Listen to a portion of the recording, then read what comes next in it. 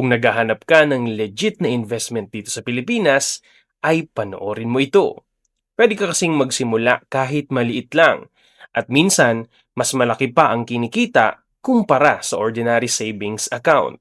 At ang mas nakakagulat, may mga Pilipino na kumikita ng 10,000, 50,000, 100,000, or even milyon dito sa investment na ito. Habang ang iba ay hinahayaan lang matulog ang pera nila sa bangko. May ibang tao naman unti-unting pinapalago ang ipon nila gamit ang isang investment na ito na sobrang dali lang simulan. At ang pangalan nito ay ang Pag-ibig MP2.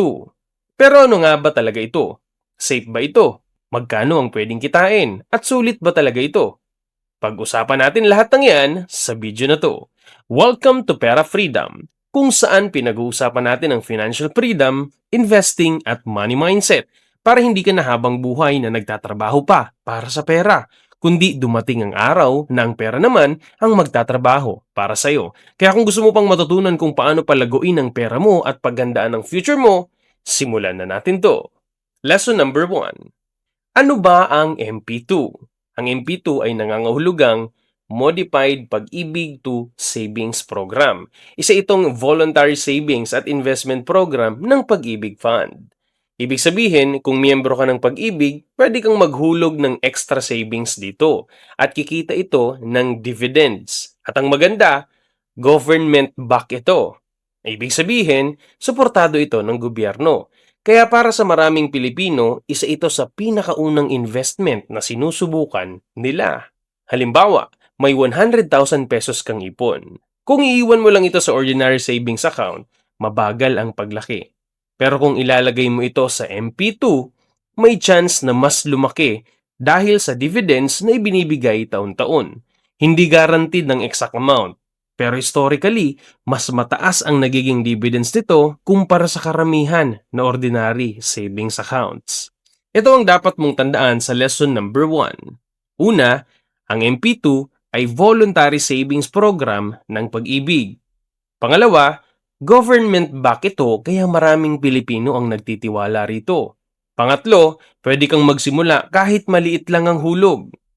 Pangapat, kumikita ito ng dividends taon-taon. At panglima, isa ito sa mga beginner-friendly investments sa Pilipinas. Lesson number 2. Paano kumikita ang MP2? Ngayon, baka iniisip mo, paano ba talaga lumalaki ang pera sa MP2? Simple lang. Yung perang hinuhulog ng mga miyembro, ginagamit ng Pag-ibig sa housing loans at iba pang investments at bahagi ng kita nila ay ibinabalik nila sa mga MP2 investors. Sa inyo ang dividends. At dito pumapasok ang tinatawag na compounding. Ibig sabihin, hindi lang yung pera mo ang kumikita, kundi pati yung mga kinita nito noon. Parang snowball. Sa umpisa maliit, pero habang gumugulong, palaki ng palaki. Halimbawa, may bonus kang 100,000 pesos at nilagay mo ito sa Pag-ibig MP2. Sabihin nating ang dividend rate ay nasa 6% kada taon. Sa unang taon, 100,000 times 6%. So, 106,000 na. Sa pangalawang taon, 106,000 times 6%. O di ba? So, sumama na yung unang tubo ng unang taon sa pangalawang taon. So, sa pangalawang taon, 106,000 times 6% is equals to 112,360. Sa pangatlong taon, 112,360 times 6 is equal to 119,102. Napansin mo, habang lumalaki ang pera, lumalaki rin ang kinikita nito. Yan ang power ng compounding interest. Ito ang mga dapat mong tandaan sa lesson number 2. Una, hindi lang pera ang kumikita, pati ang dating kinita nito. Pangalawa, habang mas matagal ang investment, mas lumalakas ang compounding. Pangatlo, huwag maliitin ang maliit na dividends. Lumalaki rin yan over time. Pang-apat, ang oras ang isa sa pinakamalaking kakampi ng investor. Panglima, mas maaga kang magsimula, mas malaki ang potential growth. Lesson number 3. Magkano ang dapat mong ihulog? Ito ang magandang balita. Hindi mo kailangan maging mayaman para makapagsimula. Pwede kang maghulog ng 500 pesos, 1,000 pesos, 2,000 pesos, or kahit mas mataas pa. Ang importante, consistent ka. Mas okay ang maliit pero tuloy-tuloy kaysa malaki sa umpisa pero titigil din. Halimbawa, ikaw ay empleyado. Naglalaan ka ng 2,000 kada buwan. Sa isang taon, 2,000 times 12, 24,000. Sa 5 taon, 24,000 times 5, 120,000. Yan ang total contributions mo. Pero dahil may dividends ka, pwede pa itong lumaki. Kung average nasa 6% ang dividends, maaari itong umabot ng 135,000 hanggang 145,000. Depende sa magiging dividend rates mo. Hindi mo namamalayan, unti-unti nang lumalaki ang pera mo. At kung nagugustuhan mo ang video na ito, palike and share naman para mas marami pa tayong maabot na Pilipino na gustong magkaroon ng financial freedom at para mas marami pang matuto kung paano talaga gumagana ang pera sa totoong buhay. Lesson number 4. Magkano ang pinakamataas na pwedeng kitain? Ngayon, ito na siguro ang pinakaaabangang tanong.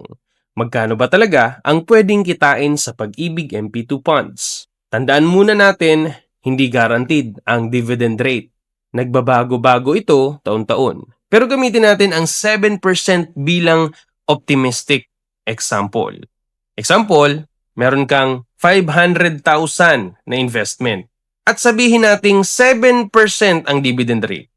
Sa unang taon, 500,000 times 7 is equals to 35,000. Imagine, wala kang ginawa. Hindi ka nag-trade, hindi ka nagbenta, at pwede kang kumita ng 35,000 sa loob ng isang taon. Sa pangalawang taon, 535,000 na, di ba? Kasi nga kumita ng unang taon. I-times natin yan sa 7%.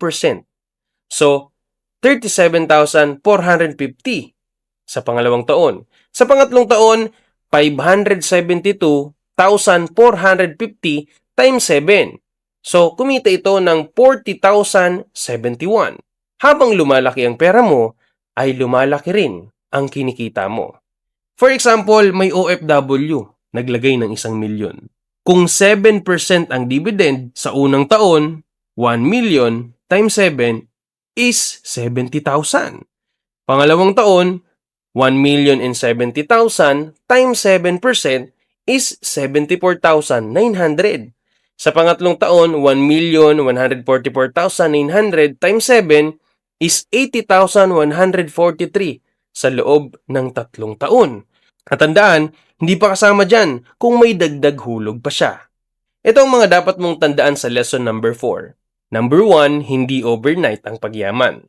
Number 2, consistency ang importante. Number 3, habang mas maaga kang magsimula, mas malaki ang potential growth mo.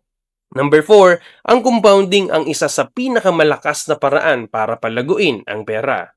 Number 5, hindi mo kailangan maging mayaman para magsimula. Sa totoo lang, hindi naman lahat ng Pilipino ay nabibigyan ng malaking sweldo. Hindi lahat may sariling negosyo. Hindi lahat pinanganak na mayaman. May mga breadwinner, may mga OFW na malayo sa pamilya. May mga empleyado na halos isang kahig, isang tuka. At baka, isa ka sa kanila.